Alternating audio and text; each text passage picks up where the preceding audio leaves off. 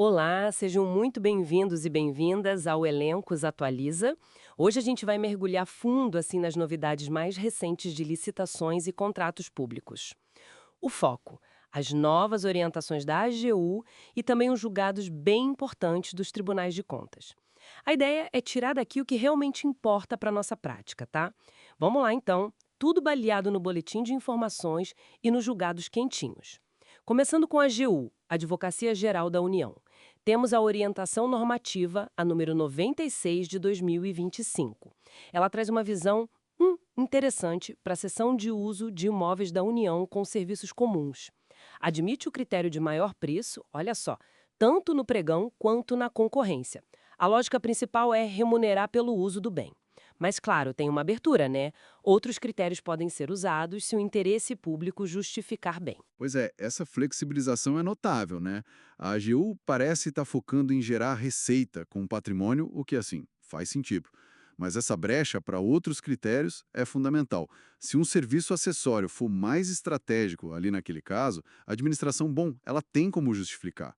Mostra um equilíbrio, sabe, entre gerir o patrimônio de forma eficiente e a finalidade pública da coisa. E ainda na AGU tem a ON 97, também agora de junho de 2025. Essa já olha para as contratações diretas, aquelas de pequeno valor e baixa complexidade, lá fora, nas repartições no exterior. A regra é dispensar a análise jurídica prévia. Está lá no artigo 1º, segundo parágrafo da Lei 14.133. Mas essa dispensa tem limites, certo? Perfeito. Não é absoluta. A dispensa cai se o próprio gestor ou administrador tiver alguma dúvida, né? Ou se o órgão jurídico, por alguma razão, decidir puxar a análise. O objetivo é claro: menos burocracia, mais agilidade nessas compras menores no exterior, mas sem abrir mão do controle onde ele é de fato necessário. Da segurança, sem engessar tudo lá fora. Mudando de assunto, vamos para o TCU. Tribunal de Contas da União. O Boletim 540 veio com bastante coisa. Por exemplo, o Acórdão 1087 de 2025 falou de qualificação econômico-financeira.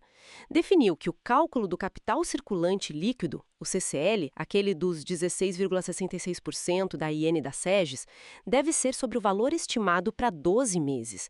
Isso mesmo se o contrato for mais longo, para não restringir a competição. Olha, essa padronização é super importante. Imagina calcular sobre o valor total de um contrato de, sei lá, 60 meses. Muitas empresas capazes de fazer o serviço no primeiro ano ficariam de fora. A decisão foca na capacidade para o período inicial, garante mais isonomia e, claro, aumenta o número de possíveis competidores. É mais saudável para o processo. Tem mais TCU, Acórdão 84 de 2025, sobre responsabilidade solidária. O TCU entendeu que a empresa que se aproveita assim de um orçamento superestimado pela administração e cota preços acima do mercado pode ser responsabilizada junto com o agente público pelo superfaturamento. Isso é forte, né? Sem dúvida, reforça muito a ideia da boa-fé do licitante. Não basta a administração errar, né? A empresa que percebe e, tipo, se beneficia disso de má-fé, ela também contribui para o dano. Tem que responder junto. É um recado bem direto para o mercado. E os pareceristas jurídicos. O Acórdão 1089 de 2025 também trata disso. Diz que parecer sem fundamento forte ou que vá contra a lei ou jurisprudência já pacificada do TCU pode sim gerar responsabilidade para o autor se o parecer ajudou a causar a irregularidade. É um lembrete importante da seriedade da função. O parecer não é só um papel, né? É uma peça de controle. A falta de cuidado, a fundamentação fraca, podem ter consequências sérias para quem assina. Exige muito zelo técnico. Certo. E protegendo as pequenas, o Acórdão 1100 de 2025. Se a mesma micro ou pequena empresa ganha a cota principal e a reservada, o TCU achou irregular exigir que ela ajuste preço por preço, item a item, pegando sempre o menor valor entre as duas propostas. Isso bagunçaria o equilíbrio econômico-financeiro dela. Exato. É para proteger a proposta original da MP. A cota reservada é para incluir, não para canibalizar a proposta que já venceu, desrespeitando as condições que a empresa ofereceu para ganhar as duas. E agora, atenção aqui, um ponto que deu o que falar. Uma mudança relevante no TCU. Acórdão 1091 de 2025. Qualificação técnica. O tribunal passou a ver como regular a exigência de certificação ISO para a habilitação. É uma reinterpretação do artigo 17, sexto, terceiro da nova lei. Isso levanta uma questão importante sobre como a interpretação evolui, né? O caso concreto era do DINIT. Exigiram ISO 9001 de qualidade, 20.000 para serviços de TI e 27.001 para segurança da informação. Tudo junto, para um contrato de TI bem complexo. E o TCU aceitou. A justificativa técnica foi que, para aquele objeto, as certificações eram essenciais, complementares, demonstravam a capacidade operacional integrada da empresa. E eles entenderam que isso está coberto por material e corpo técnico lá no artigo 67.